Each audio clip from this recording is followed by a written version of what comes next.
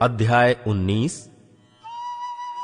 इसके बाद अम्मोनियों का राजा नाहाश मर गया और उसका पुत्र उसके स्थान पर राजा हुआ। तब दाऊद ने ये सोचा, हानून के पिता नाहाश ने जो मुझ पर प्रीति दिखाई थी, इसलिए मैं भी उस पर प्रीति दिखाऊंगा। तब दाऊद ने उसके पिता के विषय शांति देने के लिए दूत भेजे। दाऊद के कर्मचारी अम्मोनियों के देश में हानून के पास उसे शांति देने को आए, परंतु अम्मोनियों के हाकिम हानून से कहने लगे, दाऊद ने जो तेरे पास शांति देने वाले भेजे हैं, वो क्या तेरी समझ में तेरे पिता का आदर करने के विचार से भेजे हैं? क्या उसके कर्मचारी इस विचार से तेरे पास नहीं आए कि ढूंढ ढांड कर और नष्ट करें और देश का भेद लें?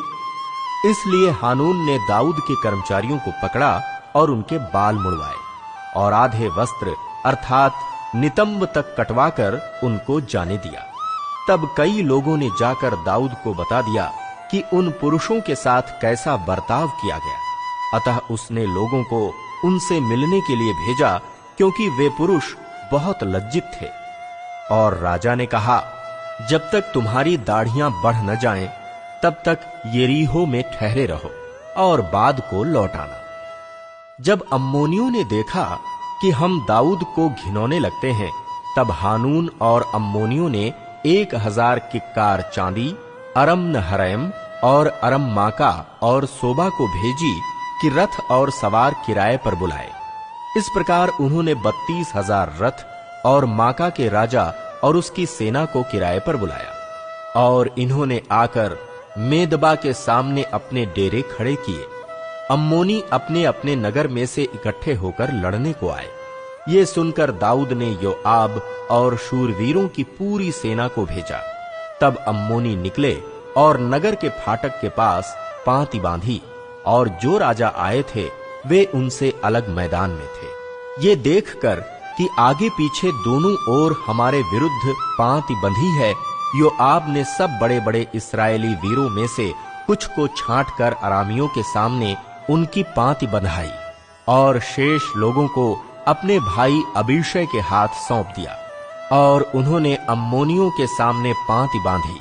तब उसने कहा, यदि अरामी मुझ पर प्रबल होने लगें तो तू मेरी सहायता करना, और यदि अम्मोनी तुझ पर प्रबल होने लगें तो मैं तेरी सहायता करूंगा। तू हियाव बांध और हम सब अपने लोगों और अपने परमेश्वर के नगरों के निमित्त पुरुषार्थ करें, और यहोवा जैसा उसको अच्छा लगे वैसा ही करेगा।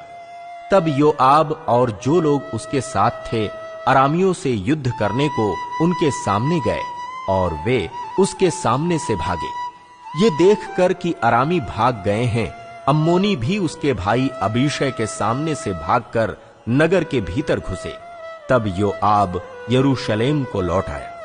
ये देखकर कि वे इस्राएलियों से हार गए हैं, अरामियों ने दूत भेजकर महानद के पार के अरामियों को बुलवाया और हदरेजेर के सेनापति शोपक को अपना प्रधान बनाया।